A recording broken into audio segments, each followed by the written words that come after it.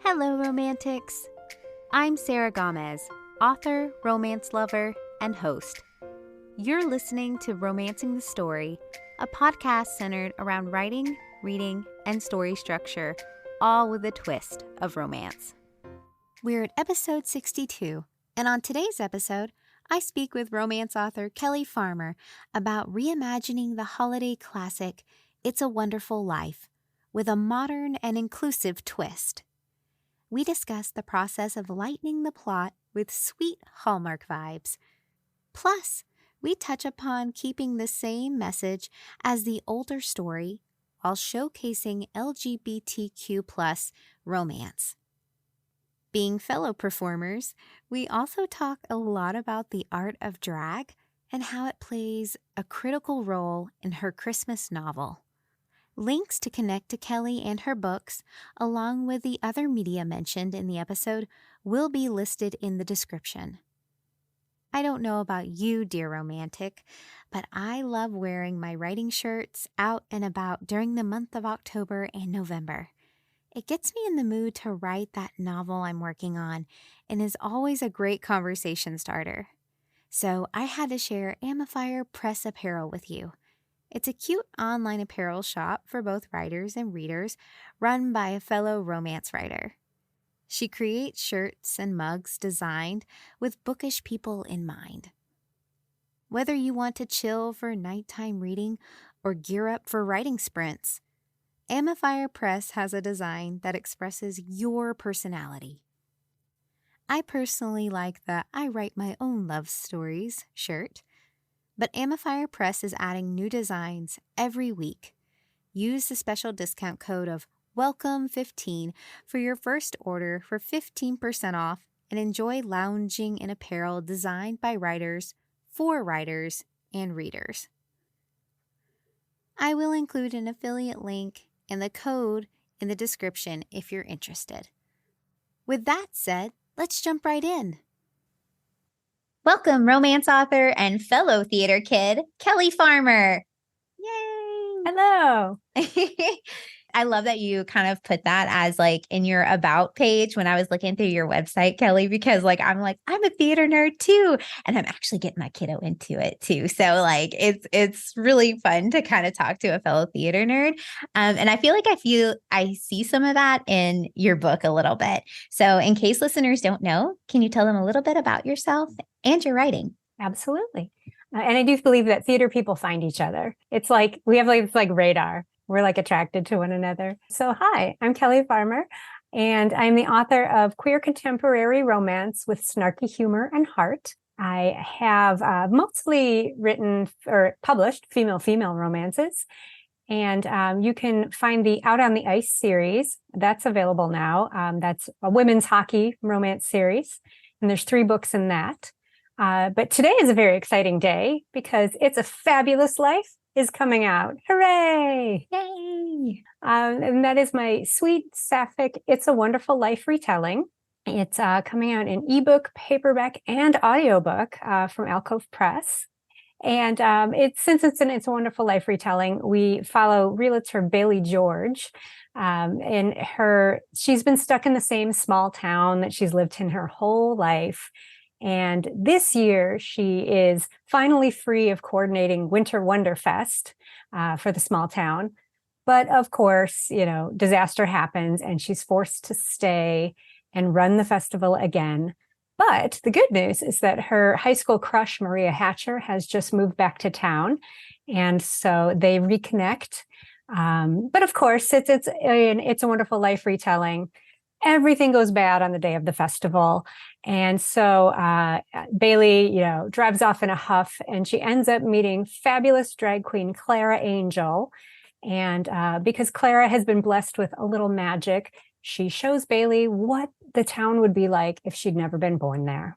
And it is such a wonderful holiday novel, right? To kind of get you in the mood. And It's a Fabulous Life is, like you said, a reimagining of the iconic holiday film, It's a Wonderful Life, with the modern twist of the sweet sapphic romance, like you were talking about, and a small town fit for Hallmark. What inspired you to take the beloved familiar story and say, let's add drag queens?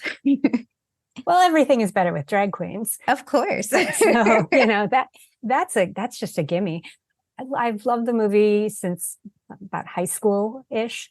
And I always thought it'd be fun to write, a retelling or some kind of reimagining, because, it has been spoofed so many times that it's kind of like A Christmas Carol, and that it's one of those stories that's just ripe for like, oh, you can take that so many different ways.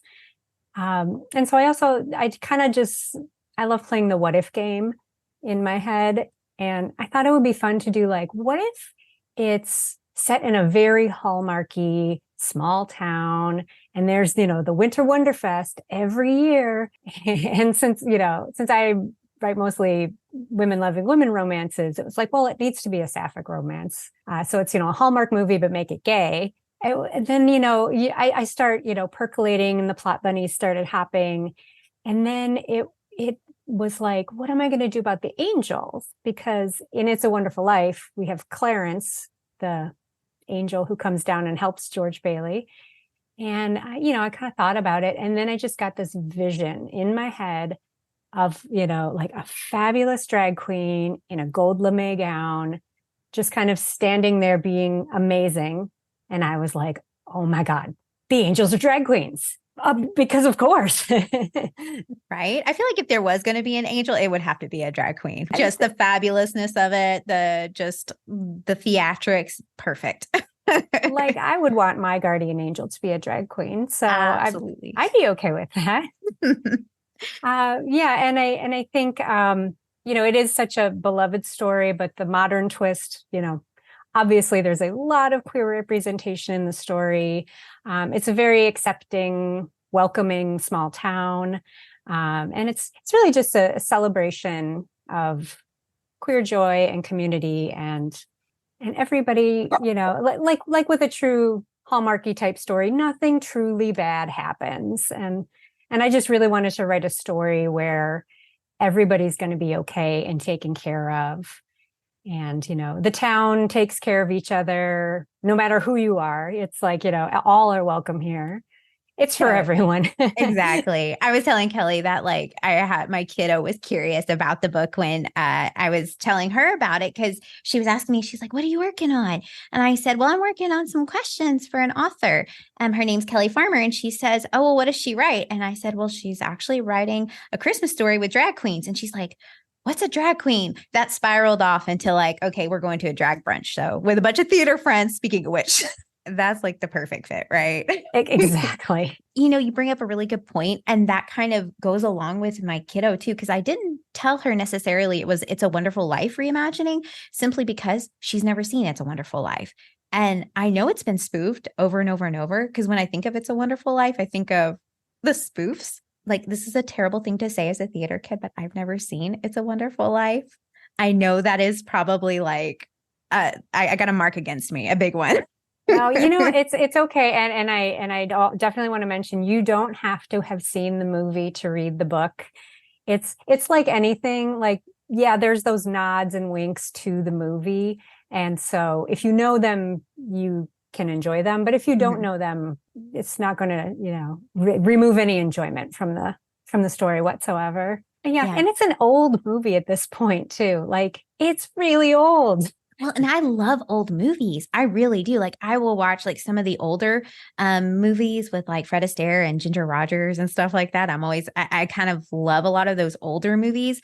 But the thing is, I remember my mom wasn't a big fan of It's a Wonderful Life, because she always said it was a downer for her. Mm-hmm. The ending was good, but she said, everything in between, it was just kind of really sad. So it made her sad. And that's why she prefers the Hallmark movies. And while I was actually reading your book, I was like, I feel like I could share this even with my mom, because she would read it. And even if I told her It's a Wonderful Life retelling, she'd be like, oh, this is definitely a feel good, kind of the popcorn Hallmark-y kind of cotton candy, really great. It's a Wonderful Life retelling that I can enjoy. There's nothing wrong with sad movie, a little bit of sadness and we have a happy ending, but sometimes I know that's why Hallmark movies, right? There's a reason they make so many of them, because they just feel good during the holidays. And that's what we want to feel for the most part.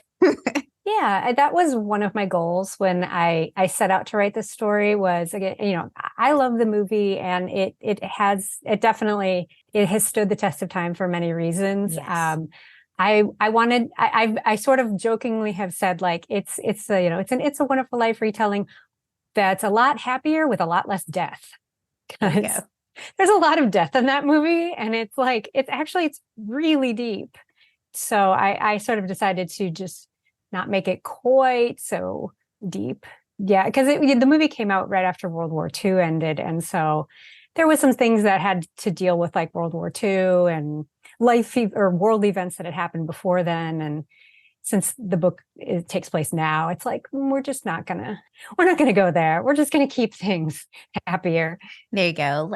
Kind of light and fluffy. And it does have its time and place, right? But like in today's age, like you were saying, just kind of with the Hallmark kind of idea of that romance, because that's kind of how we associate a lot of those romantic, like holiday rom-com kind of things, is, I think this is like a perfect fit. And the way you did it was beautifully done. And there were so many iconic scenes and elements in the original film. Like you kind of mentioned that kind of, it was kind of a time after World War II. It's an older film. Were there any specific scenes or moments in the original film of It's a Wonderful Life that you wanted to recreate in your book? There were, for sure. There's basically my favorite scenes or my favorite things, just yeah, on that personal level of like, well, I have to have X, Y, and Z. I mean, the most obvious one is that whole idea of what would the world look like if you had never been born, Mm-hmm. or hadn't been born where you were and to your family. And, like, it, that's always just sort of one of those fun things. It's like, ooh, yeah, I want to explore that, because that's just fun to see, like, this is what things would look like without your imprint on it. Mm-hmm. And I think my favorite scene in the movie is where George and Mary Bailey, the leads in the movie, are they're walking home from a school dance, and they're singing Buffalo Gals together. And it's like this sweet, like the whole scene is kind of lovely and cute and playful. I had to pay homage to that. And since in the book, Bailey and Maria were in their high school choir. And so I had them singing together. Like, there's some high school kids singing in like the Village Green. And so they're singing their like old high school choir songs together. And then I did like, there's a huge obvious homage to the singing together scene with them singing Christmas carols together. And the other pretty iconic thing is George and Mary's first kiss in the movie. It's kind of an iconic Jimmy Stewart thing. I do hate this about old movies, where like the men were always very forceful and they like grab the women by their shoulders, and like, I hate that, but that's just what they did in movies back then. And he has that thing where he takes Mary and he says, I don't want any plastics, and I don't want any ground floors, and I don't ever want to get married ever. Like, he's telling her, I don't ever want to settle down. And Mm. so I sort of had to have the first kiss between Bailey and Maria in the book be that very much like, I don't want to settle down in this town, but feelings. Of course, right? We have to have like I don't want to stay in this town. I don't want to settle down here. And then it's just like, but my emotions get in the way, and I kind of feel like I want to be here. Yes, these pesky feelings. Why Mhm. feelings? Well, and that Yeah. kind of leads into my next question of how did you approach the recreating of these scenes and moments to stay in context with like the unique world and characters you created? Because like you said, like back in the day when these older films, like Jimmy Stewart was, that's kind of how they did with actors. They kind of just grabbed the woman and just like kissed her kind of almost like really forcefully. It Yeah, seemed and like it a little always more looks, aggressively. yeah, and it looked like super painful for the women. Their necks are bent like all the way back. Yeah, it was pretty much just looking at the like what would be true for these characters. And Bailey is the point of view character, so it's like what needs to happen for her and what she needs to see happen, particularly in that, like, here's what the town looks like without you born in it. Like, it's like what would be the worst things for her to see? all the good things about town, and a lot of it was stuff she had coordinated, and it's like that didn't happen. Nobody did that. The worst one for me, and I know you'll appreciate this, is she has an adopted dog, but because she wasn't around, she didn't adopt her dog. And so like that's one of her things that she's like, no, Lulu is my dog. And Clara Angel is like, no, honey, sorry, you never adopted her. So I think for me personally, like if that was the only thing I heard, I'd be like, oh, forget it. I want to be born in this town again. Like change it back because I want my dog. Same. That would have been my struggle too. I'd been like, you just said the dog. Okay, I'm back. Yeah. Like I don't need to see any more. Just nope. I want my dog. That was a big one, was just like, what are the things that are going to make her really like understand, wow, I think actually I've done a lot of good here, and there is a lot of good here because I'm in this world. Mm-hmm. Actually, that is such a fantastic way that to kind of show like the motivation for like a motivation and goals for a character. Because I actually recently talked to one of my friends about that, and she had kind of showed me that like sometimes those external conflicts, the risks that kind of like are what the protagonist kind of risks to lose whenever they don't kind of get their goal or get the thing that, that's important, is very personal to them. Right. So these were obviously very personal things to Bailey. So that like, and they were so siphoned down to things that were important to her. So yeah. I think that was a fantastic way that you kind of wove that story in, because a lot of times I think in the movie, was it very similar? Like it was things that were important to him, or was it just kind of overall? Because I remember it was about community stuff. I want to say. Yeah. He basically in the movie and the book in the movie, it's George sees like everything in town that didn't happen because he wasn't born there. And like, like the movie's very deep. So there's a few other things, like he saved his brother's life when they were children. Yes. And since he wasn't around to save his brother couldn't save all of these seamen on a naval ship that got like sunk in the war. So, oh my gosh, the repercussions kind of rippled pretty far out for the movie. But yeah, in this one, it's like, there's her mother doesn't recognize her. Her sister doesn't recognize her. Yeah. Like the dog park never got built, like, on a personal level, but it's, but still that's very important. And those were things that were very important to her. And it's sort of like that what you were talking about with motivation, was like, there's the thing your character thinks they want, and then there's the thing they actually need. Yes. And so, yeah, her big thing is she just feels very stuck in the small town, and she never really has had the opportunity to like spread her wings and try other things. And so that's what she thinks she needs. But as it turns out, everything she's always wanted is right in front of her.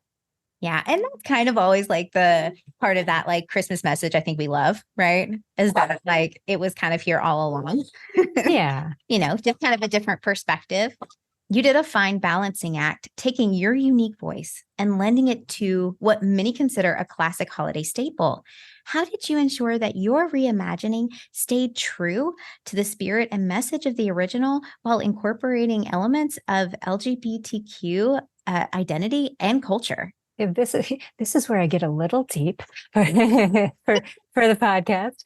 But for me, on a very personal level, there's a line in the movie that Clarence says to George, and it's sort of like that's the thing that blew my mind the first time I like actually watched the movie. Like sat down and watched it, and the line is, "Strange, isn't it?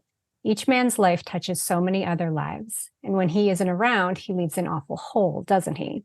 And that like has just kind of stayed with me for many, many years, and that idea that we all matter, and that we don't always see all the good we do, because we go through our lives, we do our day-to-day things, and sometimes we don't really see the impact that we're making.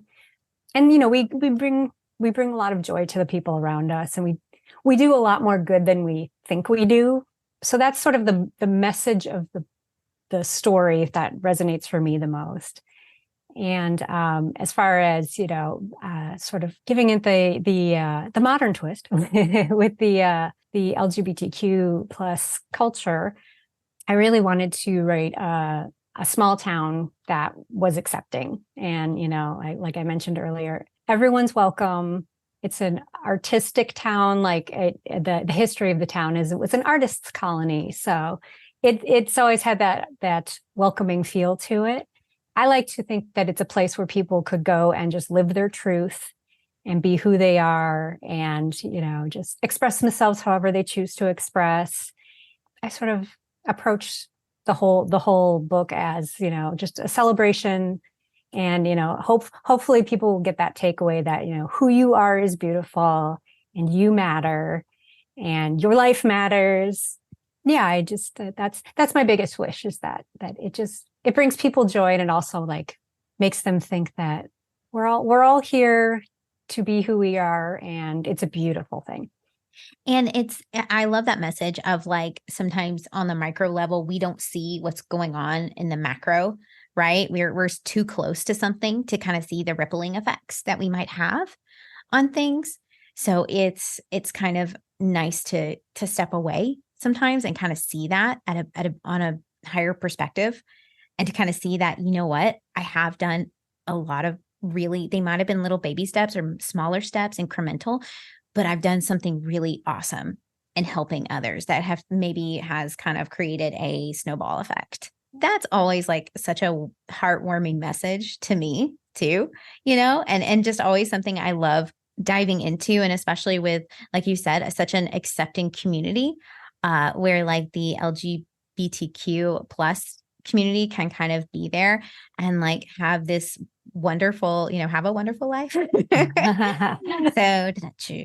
But like it's such a great message that you were able to kind of incorporate in this, like, and especially as, like I said, just like a character driven novel in particular, it's like really like rich with like all these kind of like ways you can look at, life and the different ways that you have like this different conflict, inside, like both internally and externally, like you were talking about, like that journey of like, this is what I want as opposed to what I need.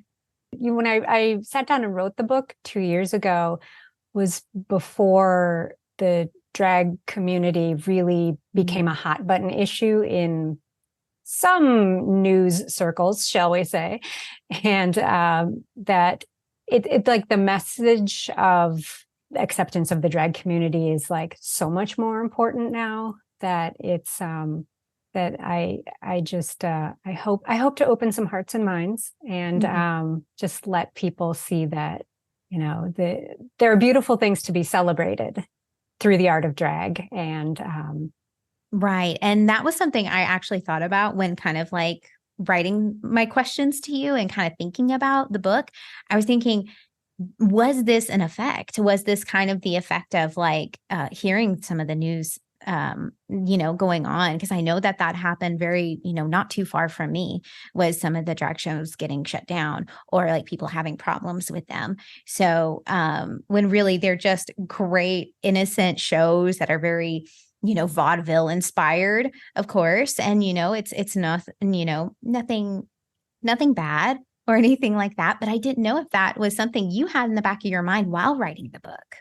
It's funny. Again, like I really didn't. I was just like, oh, it'll be fun to have, I don't want to give spoilers. So I'll just say, it'll be fun to have a couple of things happen in the book. And I had no idea that some of those things were going to become like hot button issues. And so I think the meaning behind the book took on like an even deeper meaning for me was just that tolerance and acceptance and just, for me, like I've loved the art of drag like my entire life, like always. And it's just such a wonderful expression. And I know like if you watch RuPaul's Drag Race, you've heard more than one queen say, I found myself through doing drag.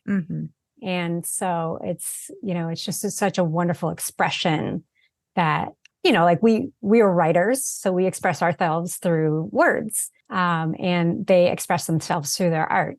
And that was, and it is, I think it's even more important now to have this book come out during kind of this atmosphere and this current, circumstance. Did you face any distinctive challenges writing your retelling of the story? Speaking of kind of like drag, like things like using outdated technology, removing subplots that didn't fit, or adding new characters for more context. For sure. Anytime you do a retelling or reimagine something, there are certain things that just don't fit for whatever reason. Mm-hmm. The biggest one in this one, and even if you've never seen It's a Wonderful Life, there's that iconic line with the little girl saying, every time a bell rings, an angel gets his wings.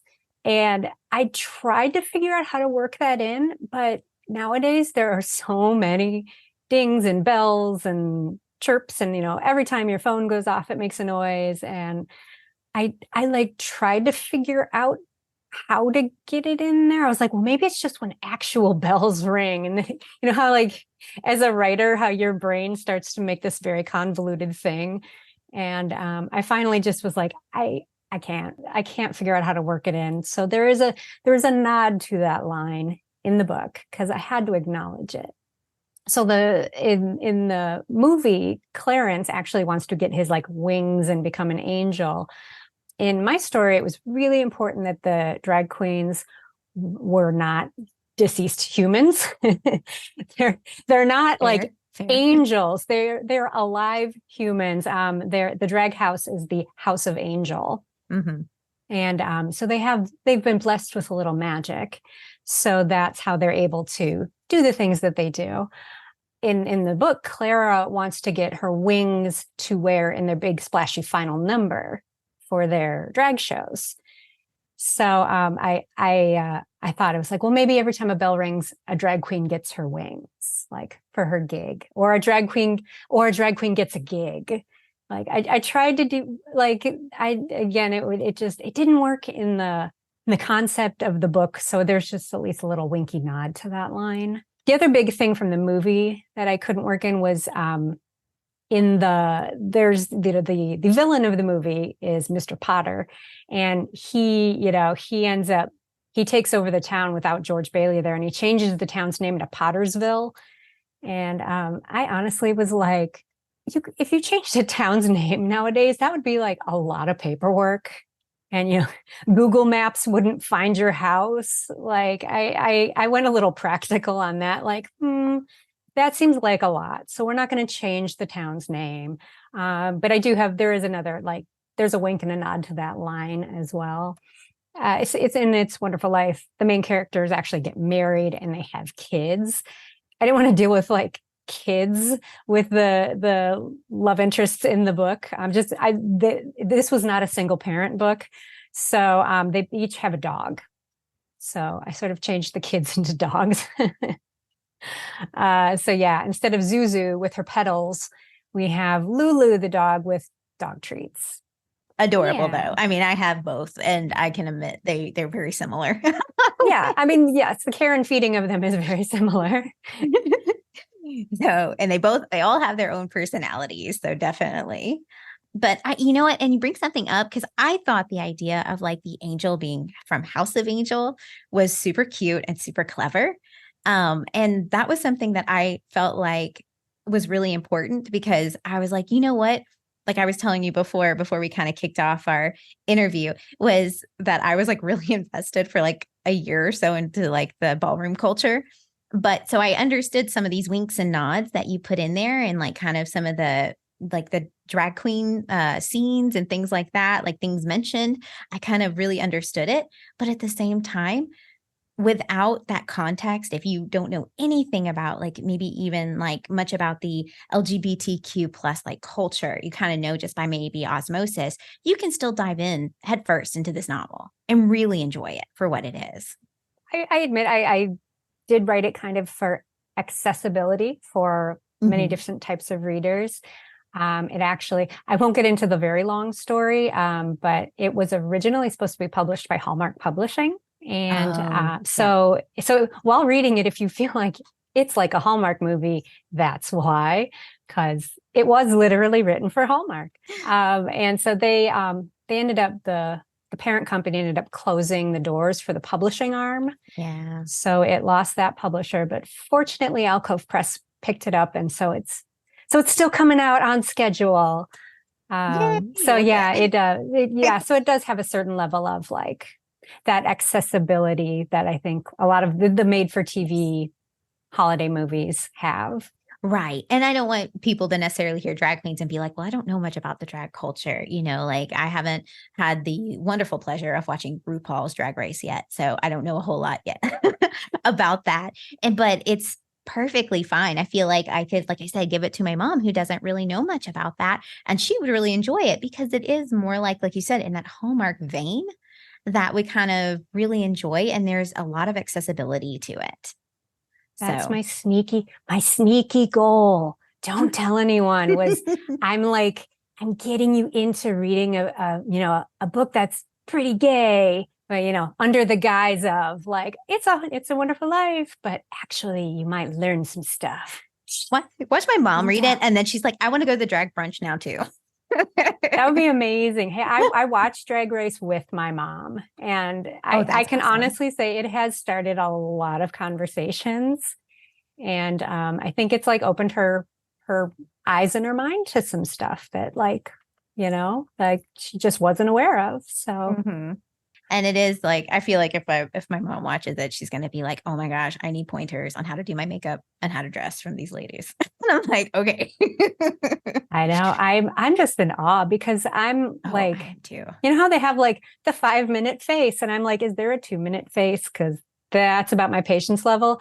And the queens and drag kings and drag performers, they spend so much time on the makeup and the hair, and a lot of them make their own their own dresses or their seamstresses, and I'm in awe of that level of like patience and just really working hard to get your look exactly how you want it to look. The multi-level of talent that goes into that is just astounding to me. Like absolute kudos to, everyone who is part of that culture and like performers, because that is just a level of talent and capability that I will never know.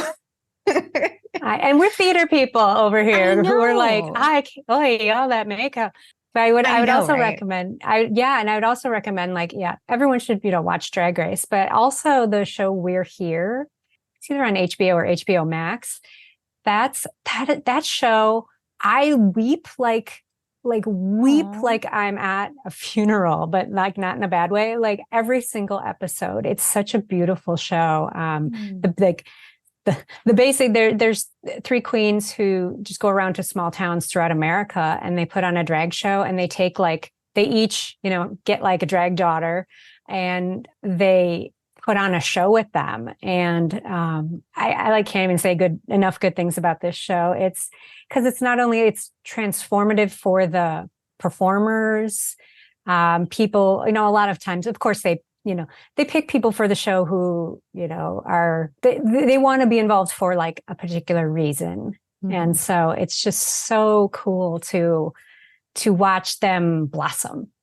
Aww. But you also do see the whole, you have guys on the show who didn't even know what tucking was, and they have to actually do it. And that's just entertaining, period. So there's one episode, and the guy's like, wait, I have to do put what where? He's just kind of like, I'm sorry, what? But yes, honey, it's drag. So nope, that has to go away. Mm-hmm.